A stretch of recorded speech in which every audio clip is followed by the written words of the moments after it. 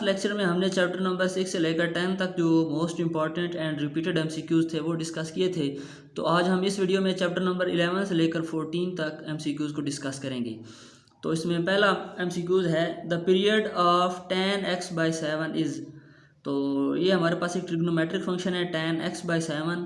तो इस तरह से जब भी आपको ट्रिग्नोमेट्रिक फंक्शन दिया गया हो और आपने उसका पीरियड फाइंड करना हो तो आप किस तरह फाइंड करेंगे, आप उसको लिखेंगे tan x/7 और tan का जो पीरियड होगा वो इसमें ऐड कर देंगे। अब tan का पीरियड हमारे पास क्या होता है, पाई होता है, तो आप इसमें tan का पीरियड ऐड कर देंगे x/7 plus pi.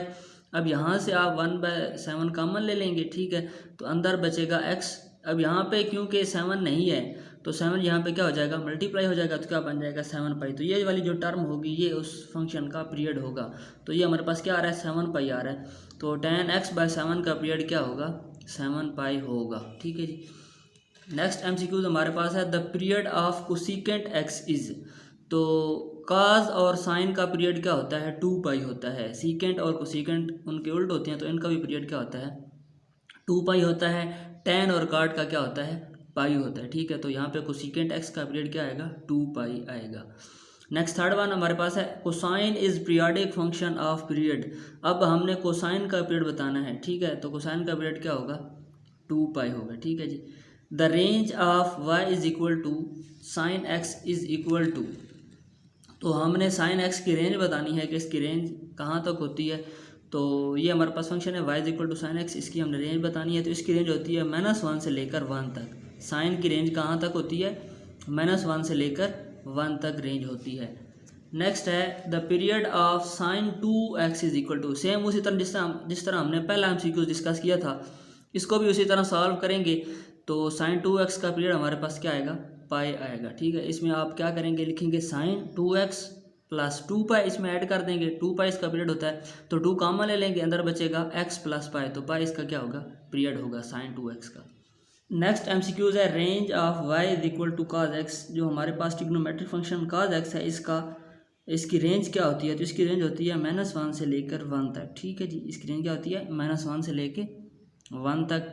Next one है domain of y is equal to cos x। अब स्टूडेंट्स अक्सर रेंज और डोमेन में कंफ्यूज हो जाते हैं, तो आपने इसको याद कर लेना है। जो cos x की रेंज होती है वो -1 से लेकर 1 तक होती है और उसकी जो डोमेन होती है वो रियल नंबर होते हैं। cos x की डोमेन क्या होती है, रियल नंबर होते हैं।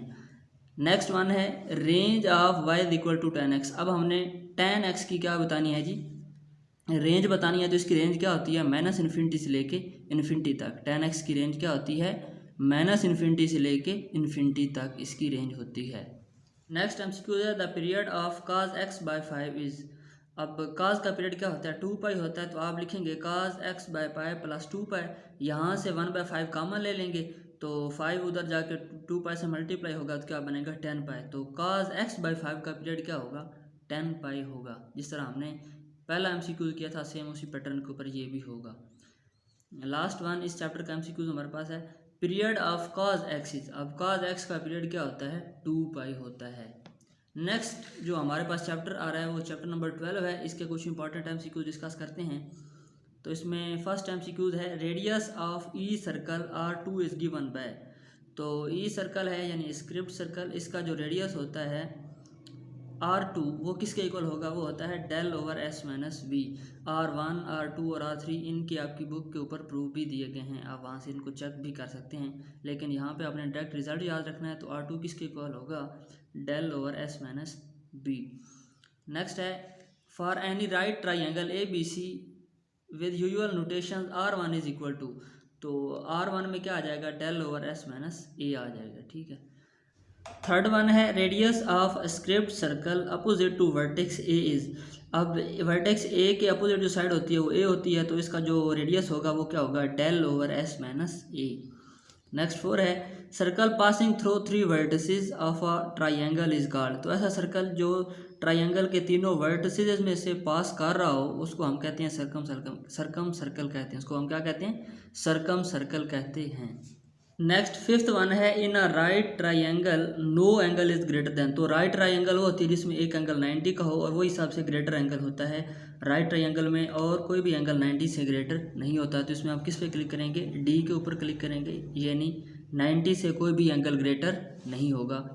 नेक्स्ट वन है value of circumradius R is, तो सरकम रेडियस कैपिटल आर को बोलते हैं और ये किसके इक्वल होता है, A B C over 4 del के इक्वल होता है। किसके इक्वल होता है जी, A B C over 4 del. Next 7 है del is equal to s into s minus a s minus b into s minus c, और इस सारे का स्क्वायर रूट, इसको हम क्या कहते हैं, तो ये वेरी इंपॉर्टेंट फार्मूला होता है, इसको हम कहते हैं हीरो फार्मूला। इसको क्या कहते हैं जी, हीरो फार्मूला कहते हैं।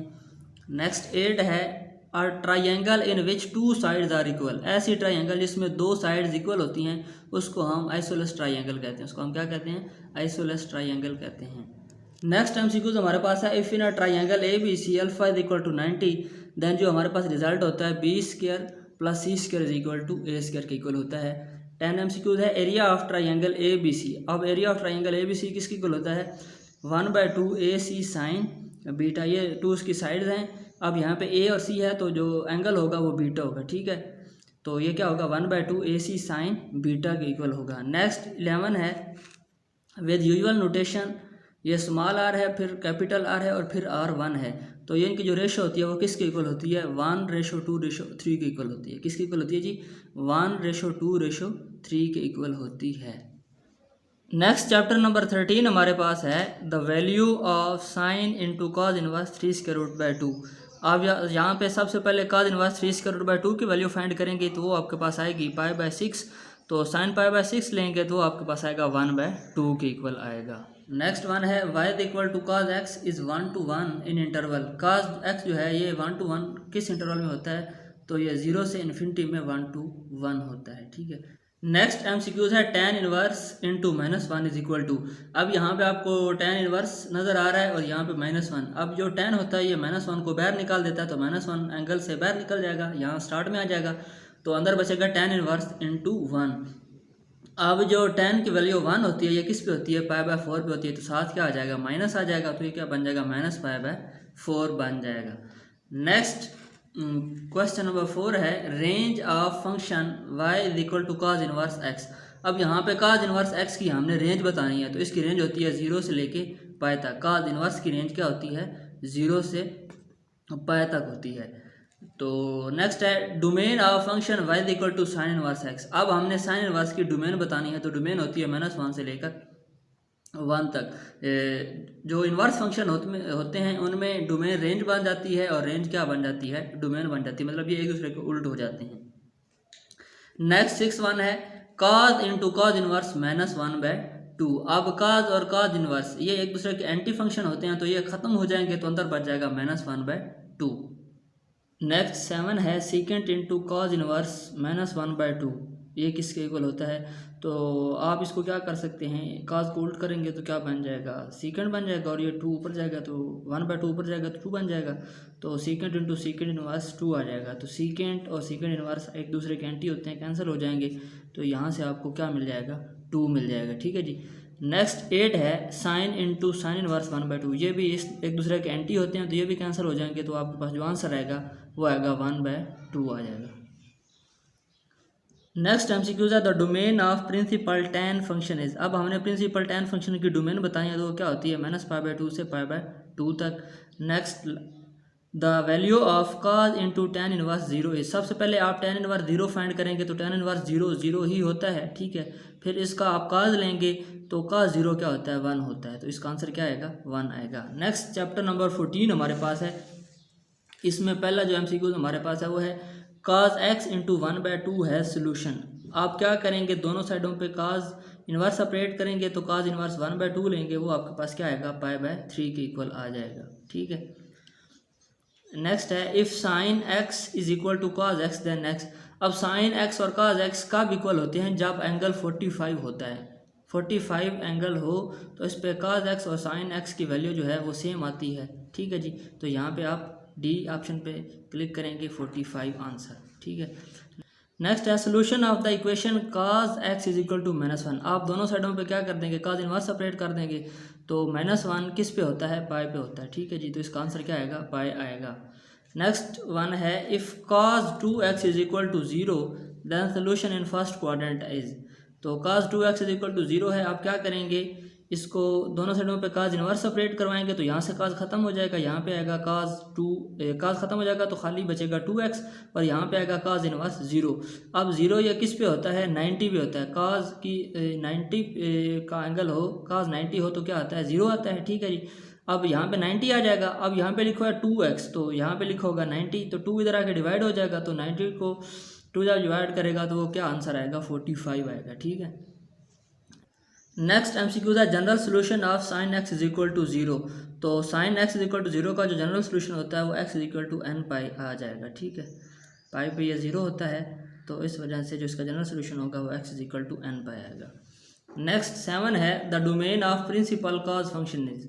अब हमने प्रिंसिपल कॉज फंक्शन की डोमेन बतानी है तो वो क्या होती है, 0 से 2 पाई तक। प्रिंसिपल कॉज फंक्शन की डोमेन क्या होती है, 0 से 2 पाई। नेक्स्ट है if sine x is equal to -3 square root by 2 then reference angle is. अब यहाँ पे साइन इनवर्स सेपरेट करवाएंगे, यहाँ से साइन खत्म हो जाएगा, इधर आ जाएगा sine inverse 3 square root by 2। तो जो इसका रेफरेंस एंगल फिर आ जाएगा वो आ जाएगा π/3। रेफरेंस एंगल में हम ये माइनस कोऑर्डिनेट के लिए लेते हैं, वैसे हम इसको कंसीडर नहीं करेंगे। ठीक है। ये कोऑर्डिनेट बताएगी कि ये कौन से कोऑर्डिनेट में लाई कर रहा है, तो इसकी जो वैल्यू आएगी π/3 आ जाएगी।